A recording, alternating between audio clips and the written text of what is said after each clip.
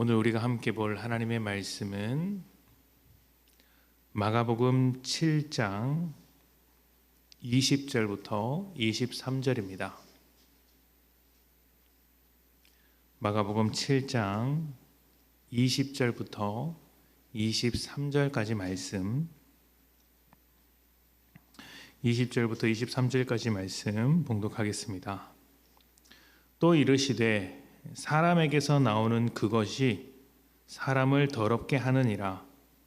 속에서 곧 사람의 마음에서 나오는 것은 악한 생각 곧 음란과 도둑질과 살인과 간음과 탐욕과 악독과 속임과 음탕과 질투와 비방과 교만과 우매함이니 이 모든 악한 것이 다 속에서 나와서 사람을 더럽게 하느니라. 아멘.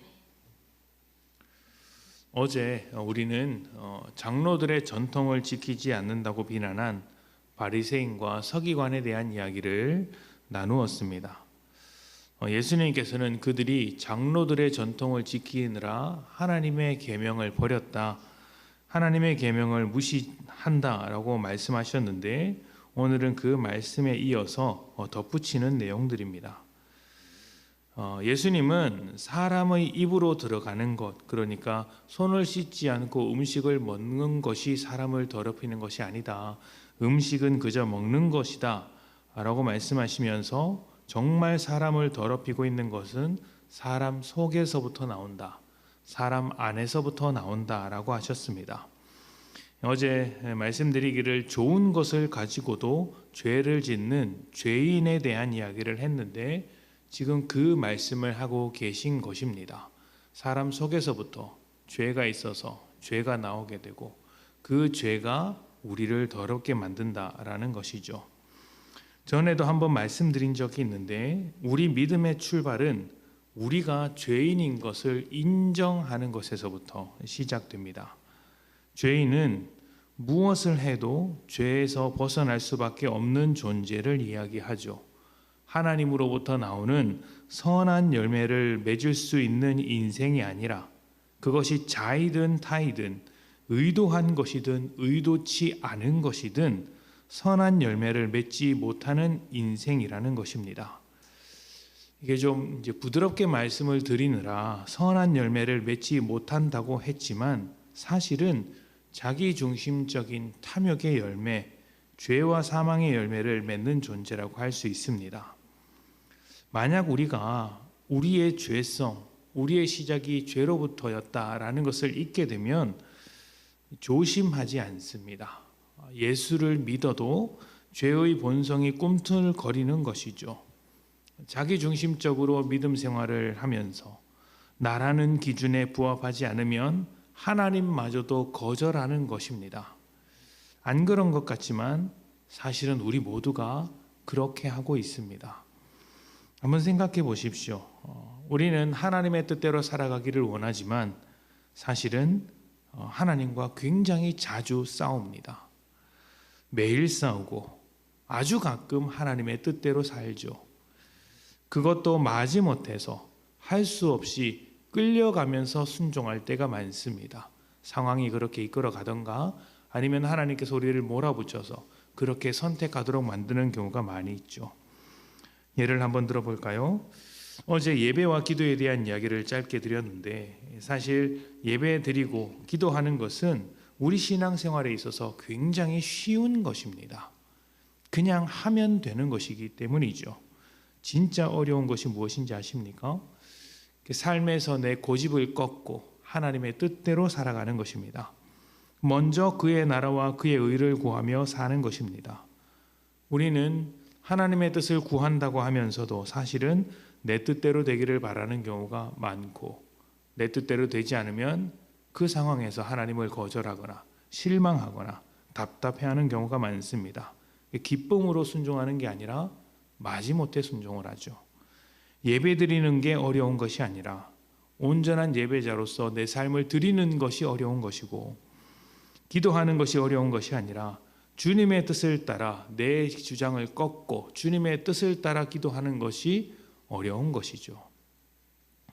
예수님의 말씀은 우리가 하는 어떤 행위, 종교 생활, 믿음 생활과 같은 것들이 필요 없다고 말씀을 하는 것이 아닙니다. 장로들의 전통, 율법을 지키는 것, 규율을 지키는 것, 이런 것들을 만들고 지키는 것이 잘못된 것이다 라는 것을 말하고자 하는 것이 아니라 그 의도를 들여다보아야 한다는 것이죠. 죄의 의도를 따라하고 있는가, 아니면 하나님의 의도대로 하고 있는가. 만약 우리의 믿음 생활이 어렵고 고난이 많고 자꾸 충돌이 일어난다고 생각하신다면 그것은 아마도 하나님의 의도대로 생각하지 않기 때문일 가능성이 상당히 큽니다. 내 의도대로, 내 중심으로 하고 싶어서 그런 것이죠. 하나님은 우리의 생각과 우리의 의도대로 하시는 분이 아니라 하나님의 의도대로 우리를 이끌어 가시는 분이라는 점을 잊어서는 안 됩니다. 그래서 하나님과 자꾸 충돌이 일어난다면 내 의도는 어디에 있는가? 나는 무엇을 원하는가? 이 점을 잊지 말고 우리의 시작이 죄인이었다는 것을 놓치지 말아야 한다는 것이죠. 우리가 죄인의 습성을 버리지 못하고 하나님의 의도대로 하지 않으려 할 때, 그래서 좋은 것을 가지고도 악한 일을 하려고 할 때 하나님은 어떻게 하실까요? 정죄하실까요? 지금 예수님도 사람들을 정죄하기 위하여 이 말씀을 하시는 것일까요? 제자들이 깨닫지 못한다고 화를 내시는 것일까요? 아닙니다.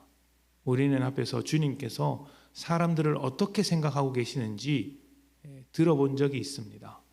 목자 없는 양과 같이 생각하신다고 하셨습니다. 불쌍히 여기신다는 것이죠. 주님께서 이 말씀을 하신다는 것은 우리가 잘못했다고 정죄하시는 것이 아니라 우리의 연약함과 잘못을, 우리의 죄를 보시고 그것을 돕겠다는 것입니다. 죄에서 건져내겠다는 것이죠.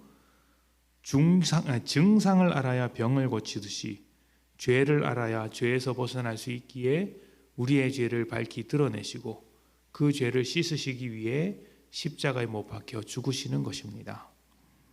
죄인인 것을 알고 항상 죄를 조심하는 것이 믿음의 출발이라는 것을 잊지 마십시오. 물론 그렇다고 죄책감에 사로잡혀 살라는 이야기는 아닙니다. 그냥 죄를 조심하라는 것입니다. 주님은 우리가 죄를 짓더라도 용서하시고 다시 기회를 주시는 분이시고 넘어졌더라도 다시 일으켜 앞으로 가게 하시는 분이십니다. 내가 죄 지었으니 나는 안 되는 인생이구나, 이렇게 살아가는 것을 원하지 않습니다. 우리를 아끼시고 소중하게 생각하시기 때문이죠. 우리가 살아가는 이 자리는 주님께서 죄로부터 해방시키신 자리입니다. 그런데 다시 죄로 돌아갈 이유가 없지 않겠습니까? 주님은 우리를 죄책감으로 몰아넣으시는 분이 아니라 그 죄로부터 자유케 하시는 분이니 설령 방심하여 실수하여 연약하여 모자라서 무지해서 죄를 지었더라도 그 순간 우리가 해야 할 일은 주님의 도우심을 구하고 한 걸음 더 앞으로 나아가는 것이죠. 그러면 우리를 불쌍히 여기시는 주님께서 먼저 우리 속에서 일하고 계심을 발견하게 될 것입니다. 우리의 시작이 죄인이라는 것을 기억합시다. 그리고 우리를 죄로부터 자유케 하시는 애, 우리를 도우시는 주님의 긍휼을 의지하여 하나님의 열매를 맺어가는 복된 여러분들 되시기를 축복합니다. 이 시간 기도합시다.